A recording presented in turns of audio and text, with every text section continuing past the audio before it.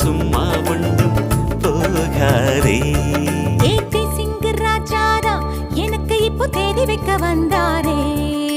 தென்னாட்டு சூரியன் தான் எனக்கு இப்போ மாலையிட